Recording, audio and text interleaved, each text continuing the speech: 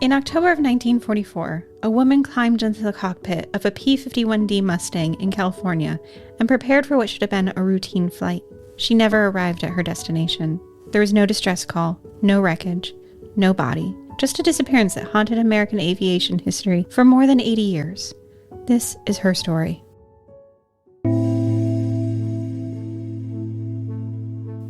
Hi, I'm Vanessa. And I'm Amy. And you're listening to She Goes by Jane. At the end of this episode and every episode, we will be joined by a special guest who will read an original poem by Amy Baker about the women we're featuring.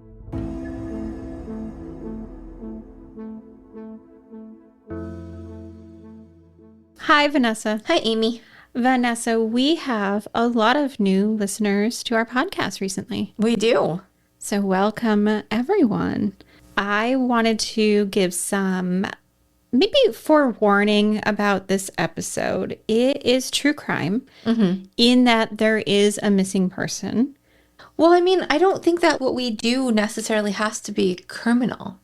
Right. Because we're talking about missing and unidentified women. Yeah. Which, I mean, some of the stuff we've talked about hasn't had any actual crime in it at all. Right. So is today one of the ones without any actual so I think crime? So I've been telling missing person stories for almost 20 years. I think one of the biggest misconceptions about missing persons cases is that there's always a perpetrator attached, or there's a likely perpetrator attached. But there are a lot of ways in which someone can go missing, and this is in that category. So this is actually a little more history focused. Which I'm going to welcome fully because we were getting pretty grisly there for a bit.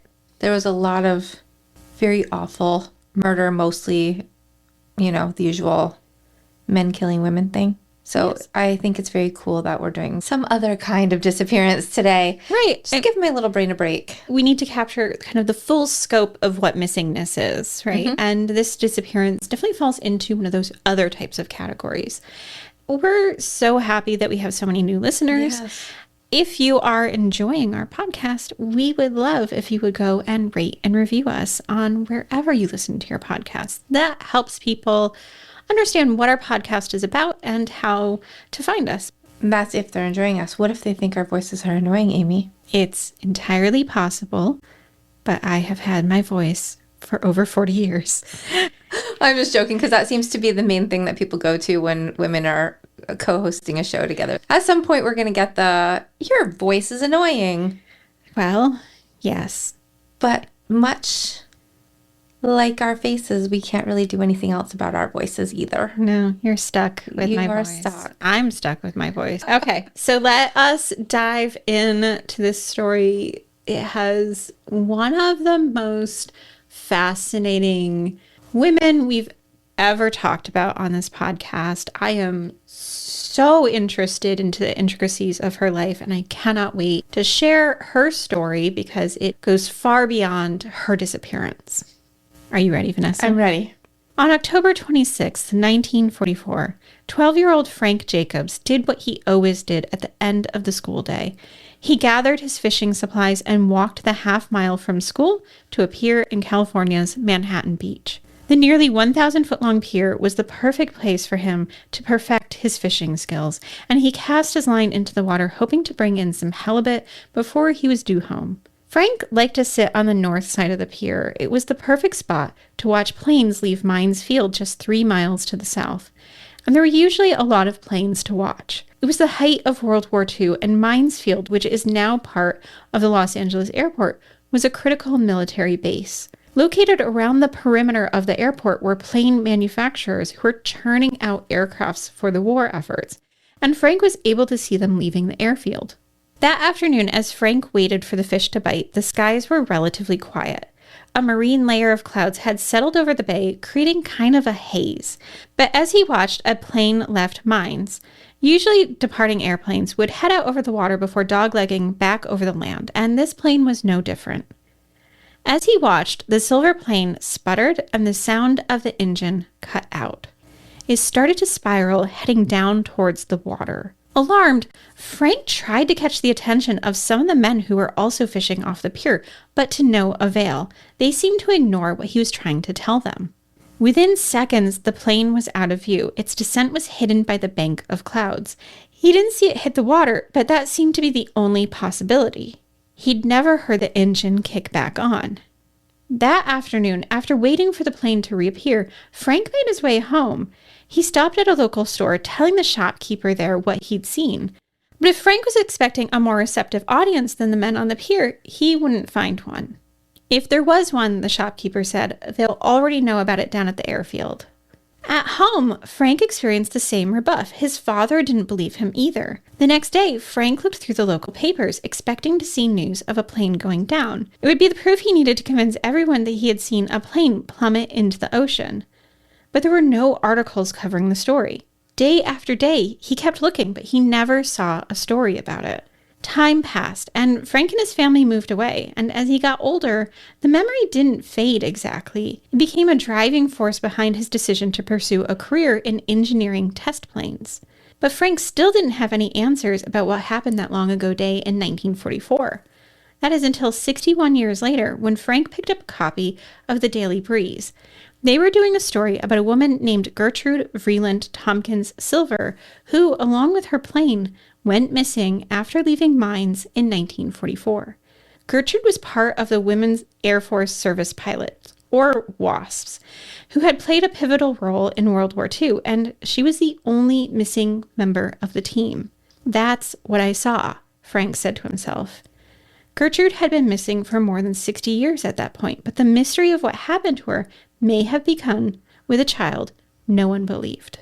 So did they start believing him after 60 years? Finally, yes. He finally finds a receptive audience after 60 years. Poor kid. Yeah. Just everybody telling him no, brushing him off. You didn't see anything. I think that's relatable. I feel like every kid at some point has a story that's true that at first people just don't believe. Mm-hmm. But thankfully, normally it doesn't take 60 years for it to get resolved. Anywhere. Yeah. We have actually told several stories in which the witnesses were children, and they're trying to convey something is very wrong with the situation, and no one is listening to them. And so to hear that again replicated in this story, a child seeing a plane go down and no one believing him. It has been something that's come up. And often it's little boys that are kind of where they're not supposed to be.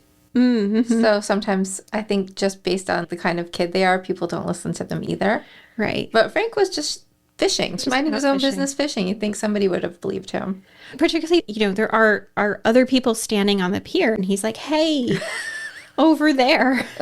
So that's just a fascinating part of the story, this child that no one believed. Mm-hmm.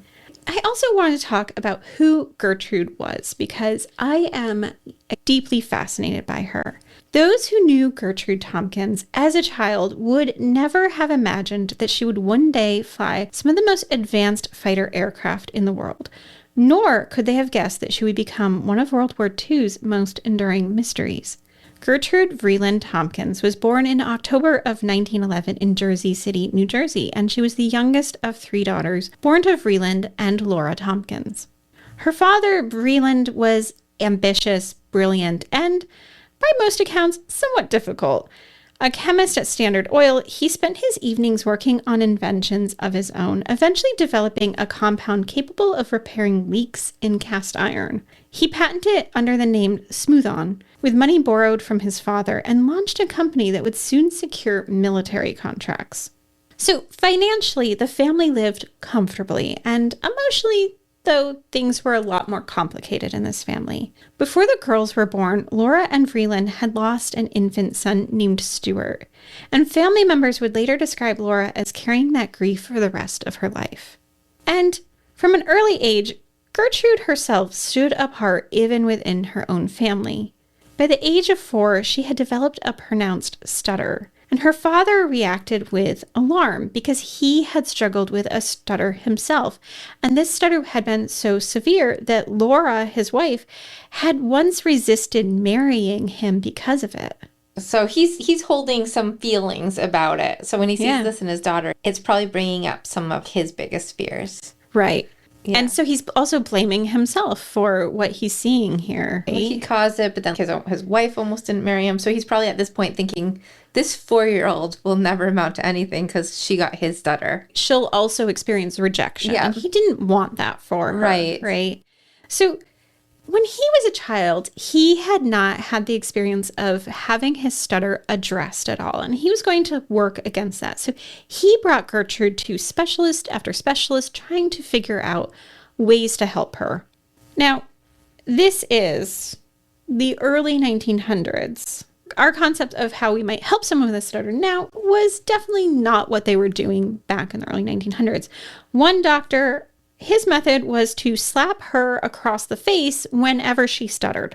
I feel like that would make you stutter more. Yeah. So he said, because sometimes it can be like fear-based, anxiety-based. Yeah. He said, we'll need to see her 3 times a week so that he could slap her. Smack the crap out of her? Yeah.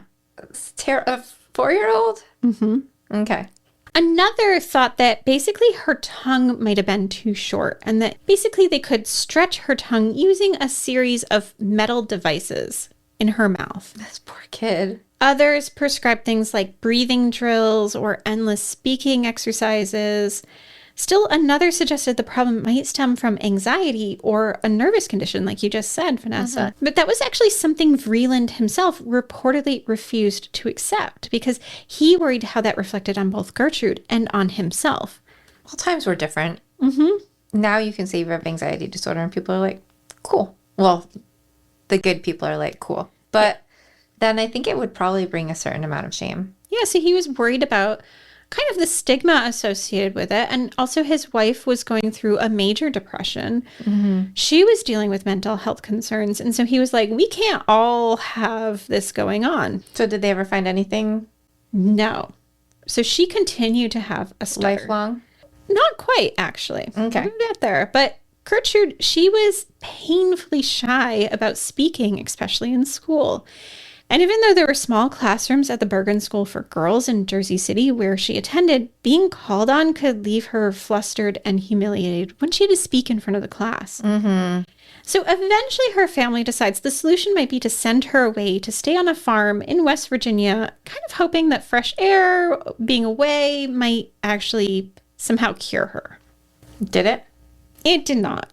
When Gertrude returned, she still had her stutter intact, but she came back with something new, which was an obsession with goats. Oh, Gertrude. Yes. I love goats too. Specifically Swiss Saanen goats, which is a dairy breed known for their calm temperament and pale white coats. And it was unusual enough that years later, when she was traveling abroad, Gertrude would still occasionally be interviewed about her goat keeping skills. So she actually became a goat keeper? Yeah, so she brings goats to her family's residential area and is raising these dairy goats. I'm having a hard time connecting the dots here because we have this goat farmer who disappears flying. Mm-hmm. Yeah. Yeah, the intersection of interests here is... Right.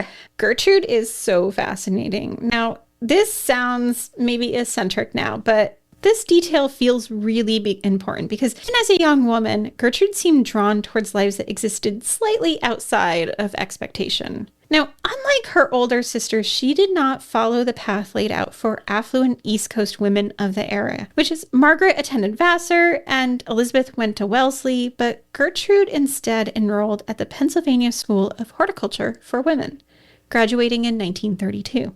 Because of the goats? Like the farm? Yeah, I mean, I think the farm experience and the goats brings her to a place where she's really appreciating the outside world. Mm-hmm. Right? So after graduation, while many women of her background, they would have gotten married and settled into that and domestic life, Gertrude just kind of kept on moving. She traveled extensively. She visited formal gardens in Italy. She crossed through Australia and New Zealand with one of her aunts. She traveled overseas to see her sister in places like Madagascar. By all accounts, she was curious, independent, and increasingly difficult to fit into the expectations waiting for women back home. But eventually, Gertrude did return to the United States, and she kind of drifted through what we would say is a series of odd jobs, which included working as a secretary for her father's company and, of course, raising her beloved goats. And somewhere in those years, she fell in love. The man was a British pilot serving with the Royal Air Force, and through him, Gertrude discovered flying. At first, aviation may have simply been tied to him and his interests, but the exhilaration of flight tangled together with romance, adventure, and possibility, But then the war in Europe deepened. And like so many wartime love stories, theirs was interrupted almost as quickly as it began. Her fiancé had returned to England, and not long after, he was shot down and killed. Oh, so they never got married. No. But she did keep her love of flying from him? Yeah, he kindled this in her, and this became, I think these are two deep loves in her life, him and the love of flying. It's nice that was able to become a part of her. Yeah. Now, something changed after he died for Gertrude. In 1941, she started taking flying lessons at Roosevelt Airfield on Long Island. And according to her sister Elizabeth, the transformation in her was immediate. She absolutely loved it, Elizabeth said. It gave her freedom. And for perhaps the first time in her life, Gertrude seemed to find a place where she felt fully herself, which made the timing of this rather extraordinary. Because as Gertrude learned to fly, the world was hurtling deeper into war. And across the United States, women were joining the war efforts however they could, like volunteering with the Red Cross, working factory lines, selling war bonds. But there was still one place many Americans believed women did not belong: the cockpit of a military aircraft. But that was about to change. Well, her sisters are spunky too. Yeah. Like going to these colleges in those days and then traveling around. Yeah, so her oldest sister, Margaret, is super traditional in what happens to her. She goes to Vassar, right, which is kind of one of the approved women's colleges at the time. But then her sister Elizabeth, she's in Madagascar, she's in Cape Town, South Africa, she's in Syria. She is everywhere. So it's actually really interesting to see how the sisters kind of navigated their lives. Now, early in the war, long before the United States formally entered the conflict, famed aviator Jacqueline Cochran wrote to Eleanor Roosevelt with what many considered a radical proposal: allow women pilots to fly non-combat military missions. At the time, the idea seemed almost absurd to much of the military establishment. Women could support the war effort, sure. They could volunteer, they could organize, they could be nurses, they could assemble equipment, but fly military aircraft, that was another matter entirely. Still, Cochran kept on pushing. And in 1941, she even ferried a bomber across the Atlantic to Britain in a headline-grabbing demonstration meant to prove that women pilots were capable of handling military aircraft. Okay, so I think I know what you mean by ferrying, but do you want to just clarify that? Yeah, so definitely would love to, because ferrying is actually central to Gertrude's story. So put simply, ferrying just meant transporting aircraft from one place to another. And during the war, factories across the United States, they're producing planes at a staggering speed, and someone needed to move them between bases, ports, training centers, and it was essential work, but not exactly glamorous. It needs to be done. But also very non-combat. Yeah, and because combat roles for women are still considered unthinkable, ferrying actually was one of the few aviation spaces that military leaders could actually start to see and imagine women being involved in. Yeah, because they're just moving it. So the aircraft from place to place. But wait, you said almost? Yes, the emphasis is definitely on the almost, because they're like, she has a good idea, but... But can we actually... Do we want to? Yeah, exactly. I mean, they can, obviously. Yeah, well, so they were like, women. Basically, yeah. Now, another accomplished pilot, which was Nancy Harkness Love, she also separately proposes the same idea in 1941. Again, women pilots could free male aviators for combat duty by handling the transport and ferrying assignments stateside. So they would just have more manpower available for the combat roles. Exactly. And again, this seemed reasonable, but again, the military hesitates. Mm-hmm. It takes Pearl Harbor and the sudden reality of global war for necessity to overpower the prejudices they had about this idea. The United States started to desperately need pilots, and eventually 2 separate women's pilot programs were formed before they later merged into what became known as the Women Airforce Service Pilots, or WASPs. To become a WASP, women had to already be trained civilian pilots. They needed licenses, they needed logged flight hours, they needed recommendations, and an experience at a level far beyond what most women at the time would have had easy access to. And early applicants were expected to have as many as 500 flight hours before even being considered for the program, though over time, those requirements would later be lowered as the military became more desperate for pilots. Even so, when applications opened, roughly 25,000 women applied. That's amazing. Yeah, they were like, it's on. I never imagined it would be that high. That's just in the U.S.? Mm-hmm. Yeah, that's high. Now, only 1,830 women were accepted into the program, and Gertrude Tompkins was one of them. She entered training as part of Class 7 and reported to Avenger Field in Sweetwater, Texas. And by nearly every account, Gertrude really thrived there. She got the nickname Tommy, which I also really love. That is very cute. Yeah. Do we know why? Tompkins. Oh, that's so cute. Yeah. Okay. I should have known that.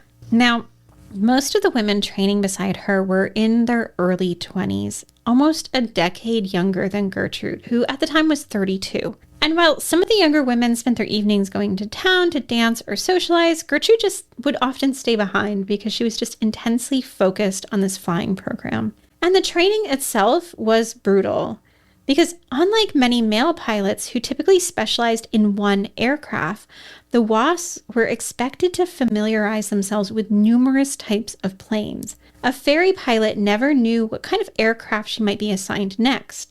One day it could be a trainer aircraft, another day a fighter plane powerful enough to kill an inexperienced pilot in seconds. And they had less time to learn it all. Their training program was several months shorter than the men's equivalent, despite the breadth of the aircraft they were expected to handle. We'll be back in a moment.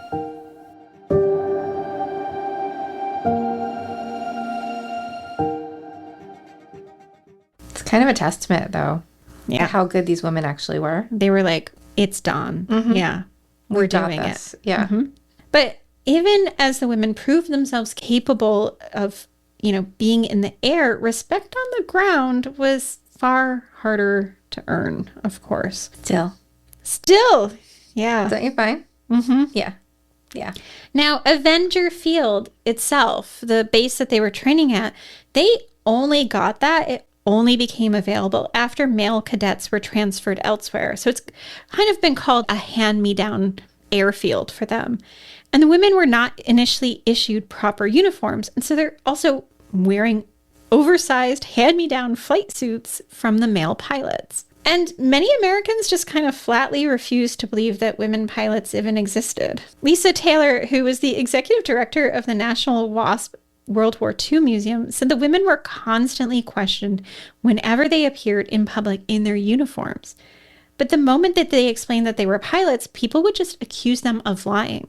How did they handle that? Yeah, it happened so often that the women started jokingly telling strangers they were elevator operators instead.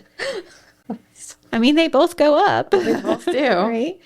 Now, the hostility actually sometimes went beyond mockery.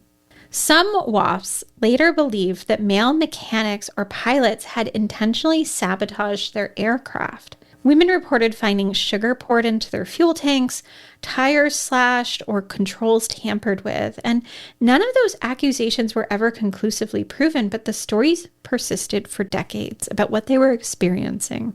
That's really terrible. Mm-hmm. That you would endanger someone's life in that way. But they're on your side. They're part of your team. Right. Just because they're women. You're so insecure about women having these positions.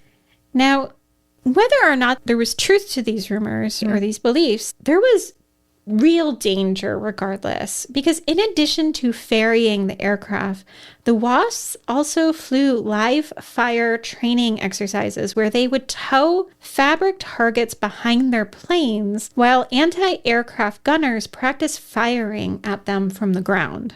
They had people shooting at them? Yeah, so this is how they were training. So they would fly with these banner thing targets. Yes. And people would shoot at them. Yes. Did they ever get shot? Yeah, well, so sometimes they would come back with their aircraft with bullet holes in them, and sometimes the women would start to wonder whether or not they were being shot at more than necessary. Like, did you mean to miss that many times? Did they actually ever get hit? Yeah, well, so by the end of the program, right, the entire, I think it's like WASPs existed for 16 months. 38 WASPs would die during their service. In stuff like this? So sometimes it's through accident. Okay. Malfunction. Right, and that's to be expected, but shot down because you're like towing at a target? Right, yeah. Yeah. So it's just a fascinating history that I didn't even know about when I started. Okay. Now, because these women were still classified as civilians rather than members of the military, there were no military funerals for the women who died during their service. No official death benefits, nothing. Oh, my gosh. And that includes no government funds to send their bodies home to their families. The women would actually have to take up collections among each others in order to pay for coffins and transport of their colleagues' bodies. Completely wild. Yeah. So they're providing a service. Yeah. You deemed these women necessary to the war efforts. Right. Yeah. Now, still, Gertrude embraced this fully. Somewhere amid the pressure of training flights, wartime schedules, and constant movement across the country, also Gertrude finds love again. I don't know how she fit it into her schedule. This time it was with Henry Silver, who was a Yale graduate working for Columbia University's King's Crown Press before joining the Army Air Force as a technical sergeant. Okay, so they kind of meet at work? Yeah, I get that sense. Yeah. I've also seen a place where it mentioned once that he was her landlord, but Gertrude's love life is fascinating. And, you know, the first guy, I don't even know his name. I could not find it mentioned. Oh, really? Yeah, it's interesting. Huh. Now, in later retellings of Gertrude's disappearance, their September 22nd, 1944 wedding is sometimes described as a secret marriage. Was it secret? It's not. It's not secret at all. The ceremony, yes, it was small. It was quiet. It was held at her parents' summer home. But announcements appeared in both local papers and the New York newspapers afterward. So it was a publicly announced marriage. Seems weird that they're calling it secret then. Yeah, what we do know is that she did not immediately notify military personnel of her marriage.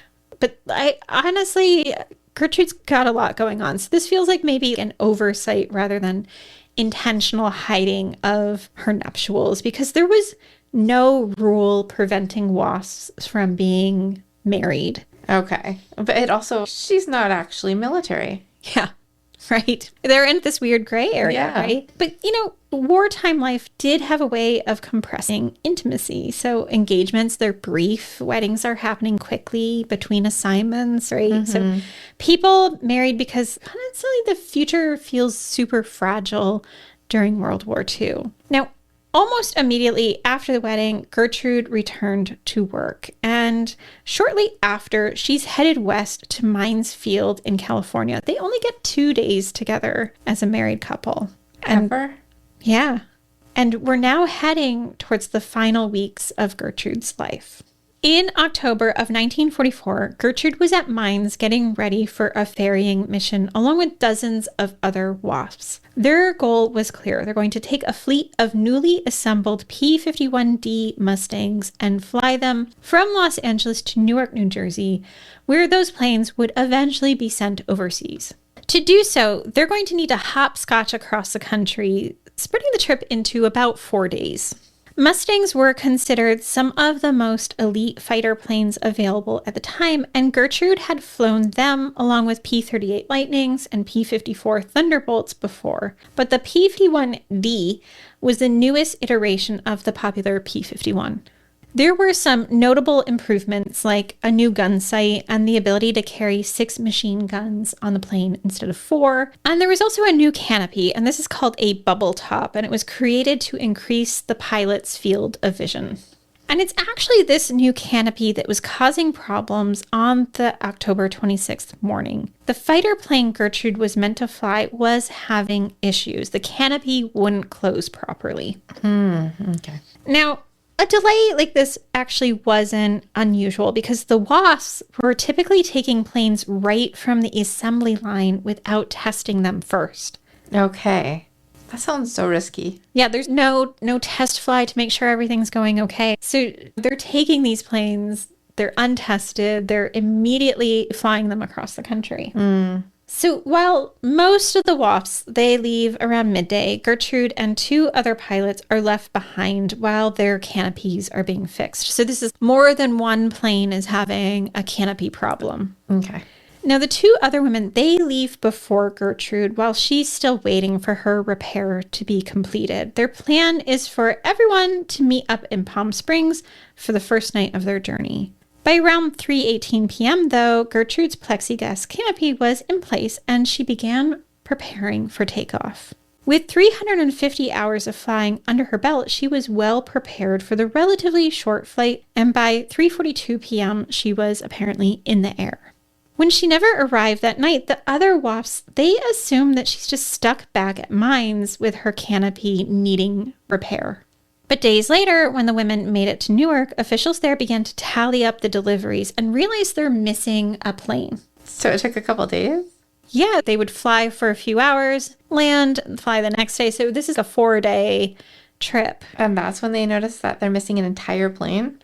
Yeah, so basically all the women were like, oh, we just assume she's back at mines getting her plane fixed and can't make it. And then, when they land, they're like, okay, no, she hasn't arrived. Where is she? What's going on with our missing plane? Because I think they probably care a lot about a missing P-51D. I was about to say, from a military standpoint, I thought they would be more concerned about the plane than the person. Yep. Yeah. So now the records had Gertrude as flying plane 662, but 662 had actually been delivered by another pilot. So there's some confusion about what is going on because they're like, who was on the plane? What is going on? So Gertrude is missing, but they are starting to assume maybe she's at another base along the way. They just need to find out where she is and where their plane is. But finding where Gertrude was should have been as easy as checking flight records, but there's a major flaw in the record-keeping system at the time. Now, due to expediency rather than accuracy, the WASP ferrying flights were listed as one flight plan to reduce the amount of paperwork mines had to deal with. That meant that Gertrude was included on the group flight plan, even though she had to leave hours after everyone else. And so there was no individual record of her departure or arrival anywhere. So calls, they start ping-ponging across the country as all the bases are being checked. And soon it became clear no one had seen Gertrude or her P-51D Mustang since she left mines on the afternoon of the 26th. By the time anyone realized something was wrong, she had actually been missing for days. So is that why Frank couldn't find anything in the paper? Yeah, so Frank is checking day after day to find proof of what he saw, but the newspapers wouldn't have picked that story up for quite a while. So it's possible he would have given up by the time it was actually out, and then any adults in his life probably already disregarded it by then. Yeah, everyone's moved on. Okay. Now, there is a search party that is launched for her, but by then there's just little hope of finding her or her plane. In the decades since, there's been rumors about what happened to Gertrude, of course. Of course. Now, some people, they refuse to believe that Gertrude could have crashed that day. Instead, there's some kind of fantasizing about what she could have done, like run away to Mexico to start a new life. Or maybe she committed suicide. Okay. So we're finally covering a case where it's just like pure accident But even then, they were still trying to find some way that she either did something on purpose or there's some salacious gossip. Yeah, I think it's the most innocent way of disappearing, and there's going to be gossip. Yeah, her great niece ends up saying, oh yeah, they constructed this story like she ran away with a movie producer. Everyone was coming up with these tall tales about what happened to Gertrude. Okay. Now, Gertrude's sister Elizabeth and that great niece, they do reject that narrative. She had plans when she got out, Laura Whittle said. Her husband was taking care of his niece because his sister had died, and she was planning on becoming a wife and raising this little girl. Okay. So the family's like, no. She had plans in place. Yeah. Right. And Mildred Axton, who was a WASP who had known Gertrude, also rejected the idea that Gertrude would have harmed herself. Gertrude was a great gal, she said, and a great pilot. She had too much pride in her job and too much respect for the military to do anything intentional that would damage the Mustang. Instead, Mildred suggests what is likely to have happened was some sort of mechanical failure in the airplane, and that it likely happened not long after takeoff. With that in mind, there are two main theories that have developed about what happened to Gertrude that day. Most who have flown the P-51 Mustang describe it as powerful but finicky. G. Pat Maka, who has considered an aviation archaeologist with a specialized interest in aircraft searches, said that it's possible that Gertrude could have been unfamiliar with the placement of the fuel tank on the Mustang. It's this big 85-gallon tank that could have shifted the plane's center of gravity. And even though Gertrude had a lot of hours under her belt, her test scores from the academy placed her only weakness in instrument training. And that training would have helped her read her instrument panels as guides rather than relying on what she was seeing around her visually. So that basically they're saying if something had happened, she might not have been able to recover as quickly. Okay, so what if that bubble top had popped open though? So that's actually another theory that people have about what might have happened is they're struggling with that bubble top, the canopy. And so what if, she gets in there and something's going on with the canopy, she's trying to get it into place and, suddenly she's in a dive, right? Right. Now, Maka's theory then is that Gertrude could have entered a low altitude dive at some point, and that's something that she wouldn't have been able to recover from before hitting the ground or water. So say she was struggling with that top and got distracted, could that have been enough to... Yes. If it had happened not long after takeoff, it's possible she wouldn't have had enough altitude to correct anything. Okay. Now, this seems to coincide with what Frank Jacobs said that he saw when he was 12, which was a plane spiraling in the air before disappearing from view. And if that was indeed Gertrude, it could have been that something happened to her plane only moments after leaving the airfield. Another theory that develops is that something similar could have happened as Gertrude headed back overland towards the San Jacinto Mountains. Now, these mountains are the site of other plane crashes, notably the 1991 crash that killed 7 members of Reba McEntire's band. It's really unforgiving and rugged terrain, and it's a place where a plane crash the size of Gertrude's would actually be hard to find. So there is the possibility everyone's keeping in mind that, yes, Frank said he saw this thing, but what are the other possibilities available? But the years have added more questions than answers, and with each year, it becomes increasingly unlikely that anyone would find Gertrude or her 32-foot-long aircraft. Now, for decades, Frank Jacobs had carried the memory of that plane entering the water, and adults had told him he imagined it, but memory sometimes survives where official records fail. When he read the article about Gertrude's disappearance, he called up the reporter on the piece who had been able to connect him to Pat Maka. By then, Frank was in his 70s and he was still eager to share his story with anyone who would listen. So he and Maka went to the end of the pier where Frank had been fishing that day, and Frank pointed out what he had seen. "The memory has haunted me," Frank said. "I have always felt somebody died that day." It's Frank's memories that have shaped recent searches for Gertrude in that bay. They'd looked for her there before in 1999, but Frank's statements gave searchers hope that they were on the right path. In 2009, a sophisticated search for her was launched, and this was headed by an organization called MAST, and a team of several dozen experts was assembled, including theoretical physicists an FBI underwater search and response team member, sonar experts, among a myriad of other specialized fields and experts. The plan was to use geological survey maps, projected flight plans, and tidal drift calculations to narrow down the search field. They'd then tow a sonar device behind a boat to capture spots of interest that could then be searched by members of a dive team. Now, these sites are actually quite deep. They're anywhere from 80 feet to 300 feet deep, and they require skill to reach. And most of what they started to turn up was actually trash, like abandoned appliances, which I didn't know there would be. What are we doing with our appliances, Seems friends? kind of far out too, doesn't it? So. Right. Just take them out and pull them in. Things like anchors, which is to be expected, and some sunken boats.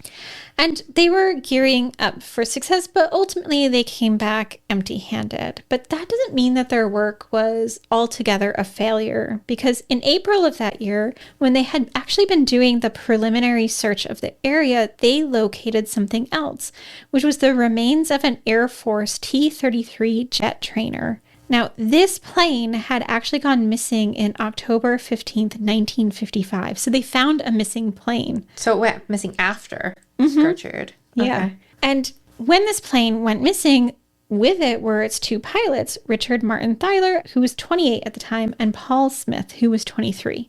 They had left out of Los Angeles and they had been heading towards Yuma, Arizona during bad weather, but they never made it, and nobody knew where this plane was. This discovery provided closure for both Richard and Paul's families, who were able to leave wreaths near the site of that crash. So a different mystery was solved. Yeah, and so, there are many missing planes in the United States, some civilians, some military. And so to be able to find this plane during the search for Gertrude's was huge. Now, Gertrude Tompkins Silver, she vanished somewhere between California coast and the desert beyond, but the story she leaves behind is a lot larger than this missing plane. It's really this story of women who were asked to serve their country fully while being remembered only partially. It wasn't until 1977 when Jimmy Carter signed the GI Improvement Act that they were actually considered to have done active duty service and could receive benefits. Veterans benefits for their services. So it's quite delayed. Quite delayed, yeah. So, so many years later, over 30 years later, to get veterans benefits. And that's if they're even alive anymore. Yeah, at that point, right? And in 2009, under Barack Obama, they were awarded the Congressional Gold Medal for their service. And he said, the Women's Airforce Service Pilots courageously answered their country's call in a time of need while blazing a trail for brave women who have given and continue to give so much of their service to this nation. Every American should be grateful for their service, and I'm honored to sign this bill to finally give them some of the hard-earned recognition they deserve. Now, it has been quite a long time since the WASPs were flying, and there are very few WASPs still alive to remember what it was like to fly those skies together, and that means that those who flew with Gertrude are now mostly gone. Before she passed away, though, Mildred Axton, the woman who had flown alongside Gertrude, said, "None of us became a WASP for the glory. We flew because we could and because we loved it, and we were darn good at it. Heck, we were better than the men. We had to be." In the Becoming, Gertrude Tompkins Silver, 33, missing since October 26, 1944, from Los Angeles, California.